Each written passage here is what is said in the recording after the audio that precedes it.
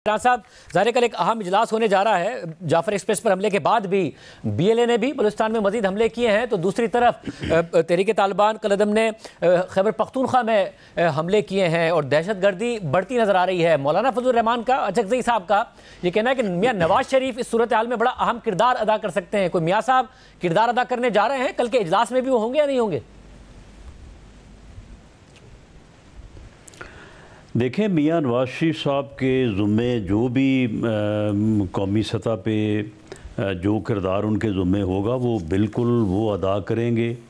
उनकी पार्टी अदा करेगी, उनकी पार्टी की गवर्नमेंट है वफाक और सूबे में, चीफ मिनिस्टर साहबा और वज़ीर आज़म उस किरदार को यकीनन जो है वो उनकी रहनुमाई में अदा करेंगे। लेकिन जो कल का इजलास है, कल के इजलास में जो है वो अस्करी क़यादत जो है वो इस वक्त जो सिक्योरिटी सूरत हाल है और इस सूरत हाल में जो स्ट्रेटजी वो अपनाए हुए हैं और जिस तरह से वो इन दहशतगर्दी के वाक़यात को और दहशतगर्दों को जो है वो फेस कर रहे हैं और जो उनका यानी इस बारे में जो उनका एक प्लान है कि वो किस तरह से इस दहशतगर्दी को जो है वो एलिमिनेट करेंगे, तो उसके बारे में वो जो सियासी क़यादत है मुल्क की, जिसमें आलमोस्ट तमाम वो पार्लिमानी लीडर्स जो कि जिनकी नुमाइंदगी है पार्लियामेंट में, तो उनको एतमाद में लेंगे और इस प्रोसेस में एतमाद में लेने के साथ साथ जो है यकीनन उन कायदीन की तरफ से जो सियासी कायदीन सुबह इजलास में होंगे उनकी तरफ से भी अज़हार ख़याल होगा, उनकी मुशावरत, उनकी रहनुमाई जो है वो भी अस्करी क़यादत को मैसर आएगी। तो इस मीटिंग का या इस जो सुबह सेशन होने जा रहा है इन कैमरा, तो इसका बुनियादी मकसद ये है।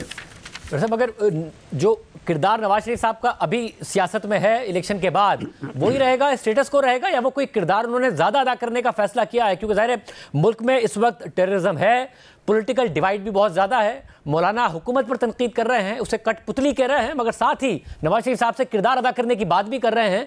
तो मियाँ साहब ऐसे ही देखते रहेंगे, जो उनका किरदार है वैसा ही रहेगा, या वो कोई फैसला किया उन्होंने किरदार अदा करने का? देखिए, सियासत में जो है ये थोड़ा बहुत बयानबाजी और थोड़ी बहुत तलखी जो है ये होती रहती है। इससे मैं नहीं समझता कि इससे कोई ज़्यादा मानी लिए जाने चाहिए। मौलाना का बेपनाह एहतराम है हमारे दिलों में भी, और मियाँ नवाज शरीफ साहब भी उनका बड़ा एहतराम करते हैं और मौलाना भी उनकी बड़ी इज़्ज़त करते हैं। तो अगर कल की मीटिंग से कोई चीज़ सामने आती है कि जिसमें स्पेसिफ़िकली मियाँ नवाज शरीफ साहब को ही कोई किरदार अदा करना है, तो यकीनन उनकी पार्टी भी जो है वो उनकी जगह पे उस किरदार को निभाने की सलाहियत और अहलियत रखती है। लेकिन अगर उनकी ज़ात से मुतल्लिक़ा कोई चीज़ हुई तो वो बिल्कुल हाज़िर हैं। वो इस मुल्क के लिए, कौम के लिए जो है वो कभी भी उन्होंने जो है वो कदम पीछे नहीं रखा। वो जो किरदार उनसे यानी मकसूद होगा वो उसको अदा करेंगे। वैसे अगर मौलाना इस वक्त नाराज़ हैं और वो ये इंदिया दे रहे हैं कि जो PTI के साथ उनके नाराज़गी के मामलात और माजी के मामलात रहे उसमें नरमी आई है, हुकूमत के साथ सख्त नाराज़ी है, कठपुतली करार दे रहे हैं। वो कह रहे हैं हर चीज़ के लिए ये हुकूमत जो है वो फ़ौज की तरफ देखती है। वज़ीर आज़म अफ्तार के लिए तो रब्ता कर लेते हैं, कभी मुल्क के लिए भी रब्ता कर लें। तो मौलाना जब इंदिया दे रहे हो ईद के बाद सड़कों पर आने का, ज़ाहिर है वो अपनी पार्टी से इस हवाले से मशवरा ज़रूर करेंगे। PTI पहले ही ऐलान कर चुकी हो, तो मौलाना को इस दफ़ा कौन मनाएगा? उनकी सख्त नाराज़गी को नरमी में कौन कन्वर्ट करेगा, नवाज शरीफ या फिर शहबाज शरीफ? देखें, शाहज़ेब मौलाना का एक अपना नुक्ता नज़र है, उनकी एक अपनी जो है वो सोच है। वो 2018 के इलेक्शन के बाद भी वो सिस्टम से बाहर रह के जो है वो जदोजहद करना चाहते थे, लेकिन उनकी मेहरबानी कि उन्होंने मुस्लिम लीग नून की क़यादत के साथ जो है वो तावन किया और सिस्टम के अंदर रहते हुए जो है वो अपनी जदोजहद को जारी रखा। और उसके नतीजे में फिर भले 3 साल बाद या 3.5 साल बाद जो है वो तब्दीली जो है वो आई। अब भी मौलाना का मौजूदा सूरत हाल में उनका एक अपना नुक्ता नज़र है। हम उनके नुक्ता नज़र की कदर करते हैं, उनकी इज़्ज़त करते हैं, लेकिन हमारा एक अपना जो इसमें जो सियासी हिकमत या हमारी जो इसमें राय है उसके मुताबिक शायद सिस्टम को बाहर से जो है वो दुरुस्त करने की बजाय अगर सिस्टम में रहते हुए उसको दुरुस्त किया जाए तो उसके नतायज जो है वो ज़्यादा बेहतर होते हैं।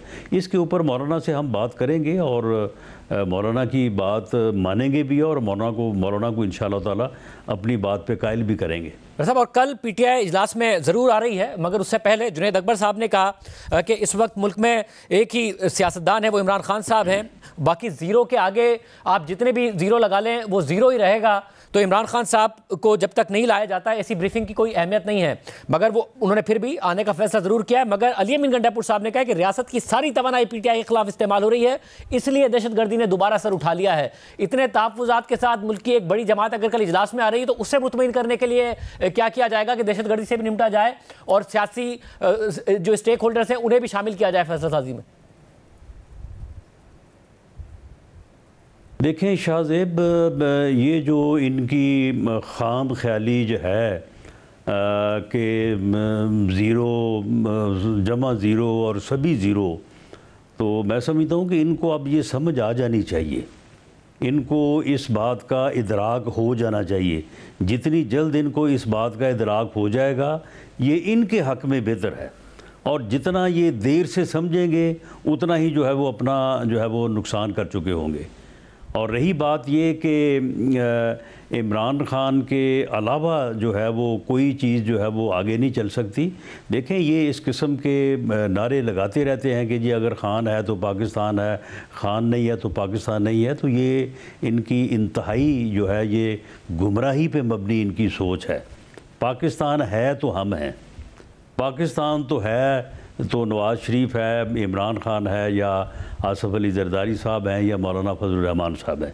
तो इसलिए पहले जो है वो पाकिस्तान की खैर जो है वो मांगनी चाहिए और उसके लिए जो है वो मिल के काम करना चाहिए। जब तक ये सियासतदानों के साथ नहीं बैठेंगे, सियासी जमातों के साथ नहीं बैठेंगे, सियासी क़यादत को तस्लीम नहीं करेंगे और इन मसलों के हल के लिए, इनको रिज़ॉल्व करने के लिए जो है वो टेबल पे नहीं बैठेंगे, उस वक्त तक फिर ये इस तरह से टकरें लगाते रहें। आगे इन्होंने जो है वो 2-2.5 साल ये देख लिया है, और भी अगर ये तजर्बा करना चाहते हो तो ये कर लें, लेकिन हमें फिर इनसे इस तरह से कोई हमदर्दी नहीं है, ये फिर खुद अपना नुकसान कर रहे हैं। मगर अमन के लिए खैबर पख्तूनख्वा का सूबा बहुत अहम है। अगर उसके वज़ीर आला ये कह रहे हो कि जी रियासत का फोकस ही ठीक नहीं है, अब वहाँ पर लॉ इन्फोर्समेंट पर हमले हो रहे हैं, पुलिस पर, फ़ौज पर, मदरसों पर, तो वहाँ के लिए जब तक आप उन्हें ऑन बोर्ड नहीं लेंगे, वहाँ से कंसेंसस नहीं डेवलप करेंगे, तो दहशतगर्दी से कैसे निपटेंगे? नहीं, देखें, जो अली अमीन गंडापुर साहब कह रहे हैं कि जी रियासत की या हुकूमत की तमाम तवानाइयाँ जो हैं वो पीटीआई के ख़िलाफ़ खर्च हो रही हैं, तो पीटीआई की तवानाइयाँ कहाँ पे खर्च हो रही हैं? पीटीआई की भी तो तमाम तर तवानाइयाँ जो हैं वो रियासत के ख़िलाफ़ खर्च हो रही हैं। तमाम तर प्रोपेगंडा, वो गाली गलोच ब्रिगेड, वो सोशल मीडिया, ये क्या कर रहे हैं? ये अब जो जाफ़र एक्सप्रेस का हादसा हुआ है, उस हादसे के फ़ौरन बाद जो इंडियन मीडिया का रिएक्शन था, उस रिएक्शन को या उसके साथ कौन था जो उन जैसी बातें कर रहा था, जो उनको एंडोर्स कर रहा था, या जिसे इंडियन मीडिया जो है वो एंडोर्स कर रहा था? तो मामला ये है कि वो अपनी जो है वो लाइन एंड लेंथ सही करें, अपनी तवानाइयों जो है वो तवानाइयाँ जो है वो बजाय रियासत के, मुल्क के, पाकिस्तान के ख़िलाफ़ खर्च करने की बजाय वो पाकिस्तान के हक़ में करें, तो फिर जो है वो उन्हें आगे से भी जो है वो बेहतर जो है वो रिस्पॉन्स मिलेगा। और रहा जहाँ तक कि दहशतगर्दी की कार्रवाइयाँ, देखें शाहज़ेब, ये कार्रवाइयाँ 2008 से ले कर 10-11 तक का आप वक्त जो है वो याद करें, उस वक्त शायद इससे भी ज़्यादा जो है ये दहशतगर्द क़ुव्वतें जो है ये मुनज़्ज़म हो के तो उन्होंने कार्रवाइयाँ की थी, लेकिन बिलाखिर रियासत ने और लॉ इन्फोर्सिंग एजेंसीज़ ने, मसल्लह अफवाज ने जो है वो दहशतगर्दी को जड़ से उखाड़ फेंका था। ये बाद में एक पॉलिसी दोबारा 2013-14 आने की इजाज़त वाली गलत हुई है, तो फिर ये दोबारा हमें दिन देखने पड़े हैं। मगर सर साहब उसमें भी अब भी हमारी मसल्ह अफवाज में, लॉ इन्फोर्सिंग एजेंसीज़ में, आवाम में इतनी ताकत हिम्मत है कि इस दहशतगर्दी को की जो है वो बेखुनी इसे एलिमिनेट कर दिया जाएगा इंशाल्लाह आने वाले हफ्तों और महीनों में, ये कोई ज़्यादा देर की बात नहीं है। मतलब अगर उसके लिए जब आप कहते हैं कि रियासत की गलतियां थी, उनको वापस लाने का फैसला, उसमें ज़ाहिर है सिर्फ इमरान खान साहब तो इन्वॉल्व नहीं थे, रियासत इन्वॉल्व थी। DGI जनरल फैज़ हमीद का जाना, काबुल में कॉफ़ी चाय पीते हुए ये कहना कि सब ठीक हो जाएगा, उसके बाद अब सारा का सारा इल्ज़ाम चाहे वो BLA का हो या फिर तालिबान का लगाया जा रहा है कि अफगानिस्तान में इनकी पनाहगाहें हैं, वहाँ से इनकी सहूलतकारी हो रही है। बताया जाता था कि अशरफ गनी की हुकूमत है, वो प्रो इंडिया है, इसलिए पाकिस्तान में कार्रवाइयाँ हो रही हैं। तालिबान की आ गई हुकूमत, तो अब भी यही हो रहा है। तो रियासत की हर तरीके से, चाहे वो अंदरूनी पॉलिसी हो या फिर बैरूनी पॉलिसी हो, दोनों ही फ्लॉप हुई है ना। तो उसका अब हल क्या है, कैसे इस सूरत हाल से निपटा जाएगा? देखिए, इसका हल जो है ये यही है जो सुबह होने जा रहा है। इसका हल यही है कि अस्करी क़यादत और कौमी क़यादत, पॉलिटिकल लीडरशिप जो है वो इकट्ठे बैठें, एक दूसरे का नुक्ता नज़र सुने, एक दूसरे को अपने नुक्ता नज़र से, अपनी हिकमत से, अपनी दानाई से, अपनी रहनुमाई से जो है वो आगाह करें। तो उसके नतीजे में जो चीज़ सामने आएगी तो यकीनन वो एक ऐसा यानी नतीजा या ऐसा फ़ैसला होगा कि जिसके ऊपर अमल करके हम सुरखरू हो सकेंगे, हम कामयाब हो सकेंगे और दहशतगर्दी पे काबू पा सकेंगे। साहब, जब जाफर एक्सप्रेस पर हमला हुआ तो रियासत की तरफ से भी, हुकूमत की तरफ से यही आया कि ये जो है ये एक बहुत जो है गेम चेंजर वाली बात है जो इस किस्म की इन्होंने यह हमला किया है। अब क्या कोई बड़ा ऑपरेशन होने जा रहा है? क्योंकि आपका अपना बयान, आप खुद इंटीरियर मिनिस्टर रहे हैं, वज़ीर आज़म के मुशीर, आपका बयान तो ये है कि कोई बड़ा ऑपरेशन नहीं होगा, बाकायदा तौर पर इंटेलिजेंस बेस्ड ही ऑपरेशन होंगे। नहीं शाहजेब, इसमें बड़े ऑपरेशन से क्या मुराद है? यानी इस वक्त यानी इंटेलिजेंस बेस्ड ऑपरेशन से मुराद ये कि जहाँ कहीं भी यानी मुल्क के किसी कोने में, किसी खुदरे में, किसी जगह पे भी जब इन्फॉर्मेशन मिलती है कि यहाँ पे दहशतगर्द मौजूद हैं, यहाँ पे दहशतगर्द जो है वो कोई कार्रवाई करने की जो है वो प्लानिंग कर रहे हैं, तो वहीं पे जो है वो लॉ इन्फोर्सिंग एजेंसीज, पुलिस का अगर एरिया है तो पुलिस, अगर FC है तो FC, रेंजर्स है तो रेंजर्स, अगर फ़ौज है तो फ़ौज, तो देर एंड देन वहाँ पे जो है वो कार्रवाई होती है। और ये जो इंटेलिजेंस बेस्ड ऑपरेशन है ये कुछ छोटे ऑपरेशन नहीं है, ये बहुत बड़े ऑपरेशन है। इसमें आप ये देखें कि हमारे कर्नल, ब्रिगेडियर, मेजर रैंक के ऑफिसर जो हैं वो सेक्रीफाइस कर रहे हैं, जामे शहादत नोश कर रहे हैं, सिपाही हमारे जो है वो शहीद हो रहे हैं। तो ये कोई ऐसे ऑपरेशन तो नहीं है कि कोई बच बचा के या कोई बड़ी एहतियात के साथ कोई दाएं बाएं से जो है वो हो रहे हैं। ये यानी पूरे फ्रॉम दी फ्रंट जो है ये ऑपरेशंस हो रहे हैं। तो ये बड़े ही ऑपरेशन हैं, इनमें कोई किसी किस्म की जो है वो कसर उठा नहीं रखी जा रही और ये जारी रहेंगे। बल्कि इनमें जो है वो जितनी शिद्दत या जितनी इनमें जो है वो तेज़ी लाई जा सकती है वो लाई जा चुकी है। इस वक्त भी किसी किस्म की कोई जो है वो ताकत जो है वो उठा नहीं रखी जा रही। तो ये सिलसिला जो है ये अगर ऑपरेशन खात्मे तक जो है वो जारी रहेगा। साहब, अगर इंटेलिजेंस बेस्ड ऑपरेशंस में तेजी लाई जा रही है तो जाफर एक्सप्रेस के बाद भी हमने देखा BLA ने, तहरीक-ए-तालिबान पाकिस्तान कलअदम ने हमले किए हैं, तो फिर ये इंटेलिजेंस फेलियर तो हुआ ना कि वो इतने बड़े हमले करने में कामयाब हो रहे हैं, बड़े हमले के बाद उसके फॉलोअप में भी हमले करने में कामयाब हो रहे हैं। नहीं शाहजेब, ये इंटेलिजेंस फेलियर नहीं है। मामला ये है कि इस वक्त जो तालिबान की हुकूमत अफ़गानिस्तान में कायम है, बदकिस्मती से हमें अफ़गान अवाम से बड़ी उम्मीद भी है, हमारे वो भाई हैं, हमें उनकी बड़ी इज़्ज़त है, हमने उनकी बड़ी मदद की है। लेकिन इस वक्त जो टोला जथा जो वहाँ पे हुक्मरान है उसने इन लोगों को वो सहूलत फराहम की हुई है कि वहाँ पे इनके पास सेफ हेवन्स हैं, वहाँ पे ये बैठ के तैयारी करते हैं, वहाँ से बैठ के प्लानिंग करते हैं और उसके बाद जो है वो हमला पर होते हैं।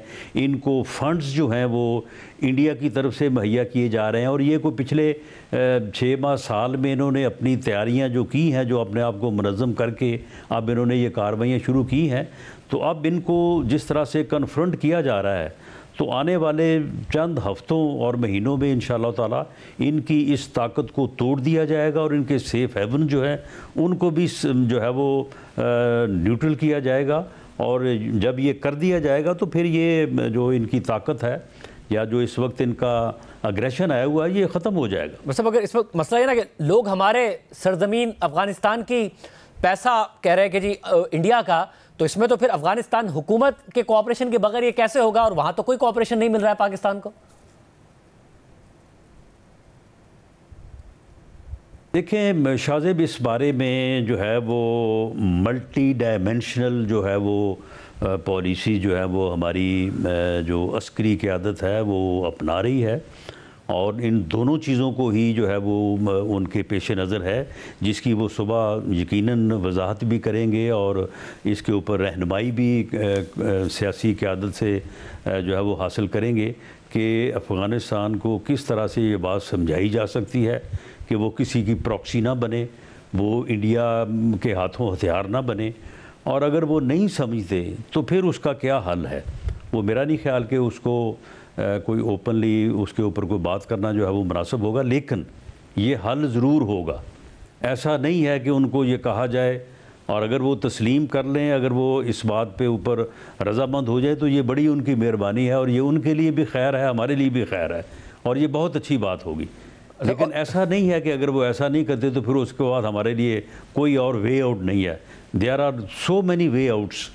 तो अगर बलूचिस्तान के मसले के लिए क्या फिर सियासी क़यादत को भी सुना जाएगा कि किस तरीके से दहशतगर्दों को आइसोलेट किया जाए, किस तरीके से जहां डायलॉग बनता है डायलॉग किया जाए, या सिर्फ ब्रीफिंग दी जाएगी और बताया जाएगा कि आगे हम ये करने जा रहे हैं? देखिए शाहजेब, पूरी दुनिया इस बात के ऊपर मुत्फिक है कि किसी भी चीज़ को जो है वो दहशतगर्दी का जवाज़ नहीं बनाया जा सकता। खुदा ना खास्ता अगर मेरे साथ मेरी हक तलफ़ी हो रही है तो मैं उस हक तलफ़ी की बुनियाद के ऊपर दहशतगर्दी को जो है वो मैं जायज़ करार नहीं दिया जा सकता। ये पूरी दुनिया तस्लीम कर चुकी है। अब हमें जो हम बराह रास्त दहशतगर्दी का शिकार है, हमें इस अगर मगर से निकलना चाहिए।